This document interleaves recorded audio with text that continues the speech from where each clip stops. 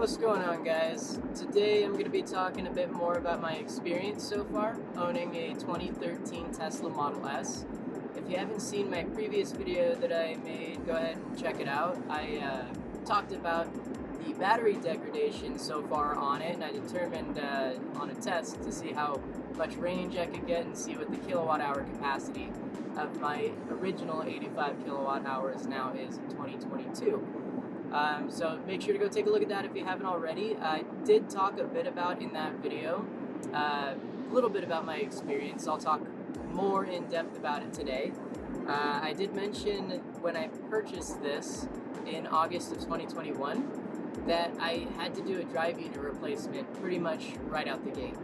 I drove it off the lot and then drove it to work for a week or two, and all of a sudden on the dashboard there popped up a yellow caution sign notification saying that my drive unit needed to be serviced, but nothing much after that. So I took it to my local service center here in town, told me I had to get a new drive unit, which I kind of expected based off of some Google searches that I had for this model year of Tesla. Kind of knew something was up with it though. I did get it for fairly cheap here in town, cheaper than most Model S's were going for, so I figured maybe the previous owner had traded it in for some particular reason. Don't know if that was it or not, but it was very peculiar how it popped up, a week or two after I had bought it. But I shelled out the cash for that. Not only was it a drive unit replacement though, at the time I needed a new high voltage harness for the battery pack and some suspension components as well, if I remember correctly. So it was kind of a bunch of things after they did the initial diagnostic, but the big main thing was the drive unit replacement. Now this was out of warranty. It was manufactured in February of 2013, so it's well outside of its warranty period, so I had to pay out of pocket for all that stuff when I did take it to the service center. Something to think about if you are looking into purchase a 2013, 2014 Model S, or Model X anyway, is that not a lot of things are going to be in warranty, including the drive unit, including the battery pack. The battery pack actually isn't in that bad of shape. I did still keep my previous car, just in case anything were to happen to this. I don't want to rely solely on this car. I can get 240 miles out of it if I'm lucky, depending on how I drive. So not terrible. It's a good commuter car. Obviously you don't have to spend a ton of money in gas going to and from work, which is nice. But you do have to keep that in mind when purchasing a Tesla, let alone a used Tesla, is that you're gonna maybe have some things wrong with it. Some other things that popped up after I bought this that I never really thought about, or never really popped into my mind before purchasing this, was something as simple as the door handles. So if you take a look at the Model X door handles, they actually pop out of a socket inside. So you walk up to the car and the handles present themselves to you. Inside of those handles, there's a paddle gear that makes it go forward and backwards, hooked up to a motor. That paddle gear for the pre-2015 or 2016 refresh Model S and X's is a different variant than the ones they make nowadays. So it was not as strong. It was made out of aluminum instead of stainless steel, I believe. And what happens is that after so often of opening and closing the door, they would actually break. So you would walk up to your car and the door handle just wouldn't move, or it would be stuck in one position. In my case, my front passenger side door handle, after about a month of owning it, broke. My significant other, she closed the door, and when we got home, we noticed that it was just kind of popping in and out of its socket randomly. And obviously that's not good to see. It was very hot because the motor kept actuating. But I ended up taking the whole door panel off. I had to unscrew the whole assembly, and I took apart the door handle, and I found that paddle gear shattered. It was I didn't know if I could find those particular part numbers in stock anywhere else, like online or in any local store. But the first thing I did is I just talked to the Tesla service center and said, hey, my door handle's doing this. What can we do about it? And originally they were going to send out a mobile Tesla service vehicle. I don't know. I guess they come out to your car and they try and fix it there. If they need parts, they can order it and come back. But originally that's what they were going to do. After I talked a little bit more about what the door handle was doing, they canceled that and said, oh, you're just going to have to bring it in. We're going to order some parts for you and then go from there.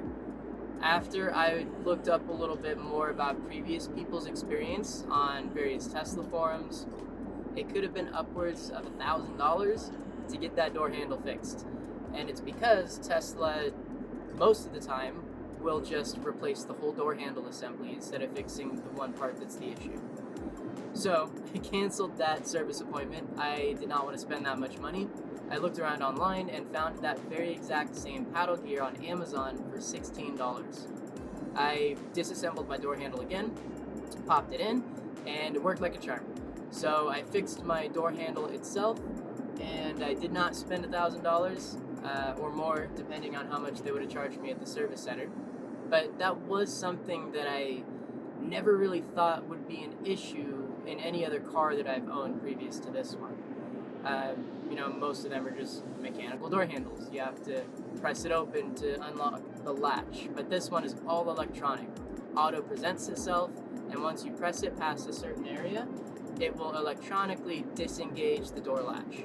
So there's a lot more going on with something as simple as a door handle should be that you have to take into consideration too when purchasing a Tesla like this, the Model S or the Model X even. The 3s and Ys have more of a mechanical door handle, although I believe there's still some electronic features inside of it. I don't know exactly what those are. But the S's are unique in the fact that they auto-present themselves. So there's more mechanical and electronic issues that can go wrong, especially if you're looking to buy used. So keep that in mind too. I know just from my searches online that this was a very prevalent issue for a lot of Model S owners.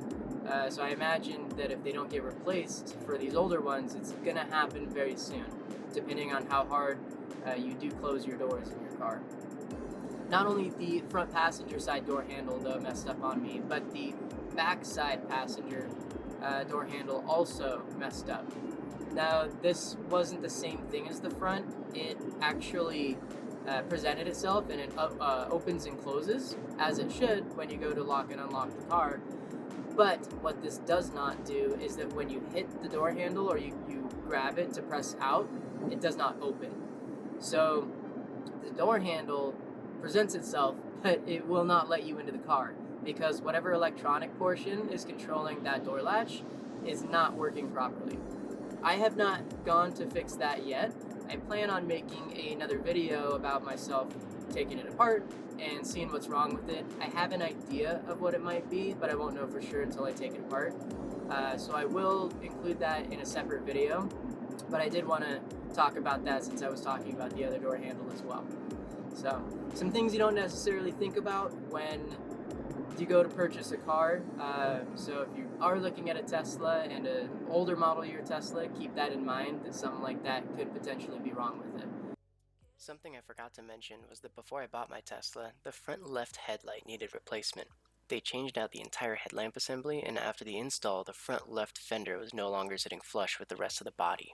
You can see here there's about a finger's width of space sticking out from where the headlight sits. The opposite side sits completely flush with the rest of the body.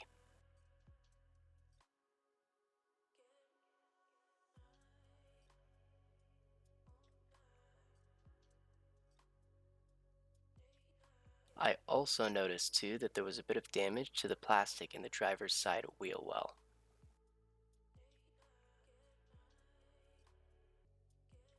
Thanks for watching, everybody. If you got any more questions, just throw them down in the comments and I'll do my best to answer them for you.